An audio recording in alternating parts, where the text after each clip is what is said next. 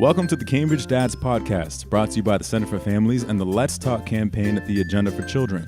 I'm your host, Luis Vasquez, and we'd also like to give a shout out to the Cambridge Chronicle for their continued support of the podcast. And today we have a very special guest. It's former Vice Mayor of Cambridge, Dennis Benzan, and we are at his new restaurant, La Fabrica, in Central Square, Cambridge. Congratulations, Dennis, on that. Thank you, Louis. You got it. And I'm really interested to know what you'd like to share with us today. And ultimately, towards the end, I'll ask you how that shaped you into the parent you are now. What story would you like to recall today? What would you like to share with Cambridge residents and the dads listening to us now on this podcast? Well, first of all, it's a pleasure to be here with you today, Louis. And, you know, when I think about my dad, and I think about one of some of the most memorable experiences that I've had, I think back to when I lived in Columbia Terrace, and my dad was growing and starting a residential oil delivery business. At a very young age, both my older brother and I had to go to work with him in the oil trucks, and we had to go to work with him in a really old oil truck on some really cold nights, and we had to learn to pull the hose and service the homes and furnaces of some folks that, you know, didn't necessarily have a whole lot of money to pay for residential heating oil. And so we delivered oil for a lot of nonprofit agencies that helped and assisted poor homeowners. And we would often go into neighborhoods like Roxbury and Dorchester and Mattapan, sometimes traveling with a trained German Shepherd and Doberman because we were often the victims of robberies. Old truck drivers back then carried a lot of cash on them. And this was an experience that shaped me at a really young age, and most importantly, taught me how important it is to work hard.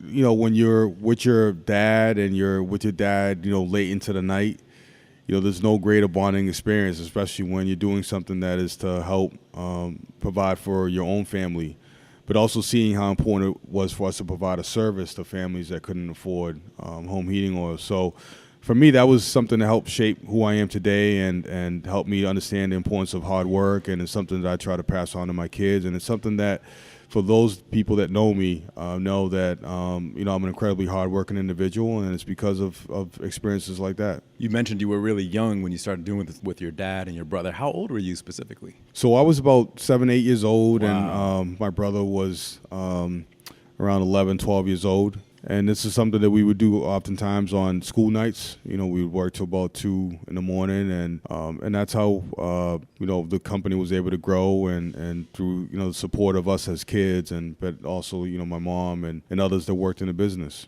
So it's fair to say you're a guy who's used to the grind. You've grown up Yes, with this mentality. Absolutely. Yeah. So there's only so much a 7-year-old, 8-year-old can talk about with their dad. You know, in these downtimes, maybe driving the truck. On the way to doing the jobs, what kinds of things do you remember talking about with your dad during these trips? Well, it's funny because oftentimes we would drive through a lot of like blighted neighborhoods in Boston. One of those neighborhoods was like the South End, and I remember my dad telling me that a lot of the brownstones that we now see that are worth millions of dollars were like, back then we're going for like $1. And so I became somewhat familiar with real estate and understanding gentrification and how important it was to bring economic empowerment and development to neighborhoods in Boston, and also understanding how there are families that struggle for basic necessities like home heating oil, and learning about, you know, the ABCD and other nonprofits that really assist low-income families with those kinds of necessities. So you mentioned your dad worked in the oil business, and now you are now a standing former vice mayor and a restaurant owner in the city you grew up in. That's a pretty successful life to lead. In what ways did your dad help you achieve that? Well, you know, the main thing and really the most important thing is that my father instilled in me like a really strong work ethic. That's something that no one could ever take away. That is a really important value that I try to teach my own kids. No matter what goes wrong in life, what has always saved me is hard work. And that's something that I think that if most of us, particularly young people in our community, if they value hard work and they value responsibility, that takes you far in life. And that's regardless of what your obstacles you confront. Hard work is what ultimately helps you get through those obstacles, and that's something that I owe a great deal to my parents for. Both my dad and my mother, and hopefully my children pick up on it and they see how hard their dad works, and it sticks with them forever. Kids nowadays, maybe they won't take a ride with their dad to work at the young age of 7 years old to fill oil for homes or for nonprofit organizations, which is a beautiful thing. In what ways did those experiences mold you now as a parent to your beautiful twins that are living here in Cambridge and growing in the same city that you grew up in? Well, it's funny because I try to take my kids to work with me, and they're like, "Dad, I ain't going to work with you." And when I do bring them to work with me, they just want to sit there and ask me to play with my phone, or I try to get them to do something for me. But here in the restaurant, it's interesting because here we can have them. I've already warmed them up. I said, look, when you guys turn 15, 16, this is where you're going to be working. And, you're going to be working in the kitchen. You're going to be cleaning. Because, it's important. I mean, whether it's, working as a cook, whether it's working in maintenance, whether it's, washing the dishes or sweeping, the restaurant or sweeping the streets. I mean, every bit of work helps you gain a certain level of strength and really how important that value of working is for being a productive member of society and also being a productive member of your own family. So, work is important, and that's something that I've always been known for.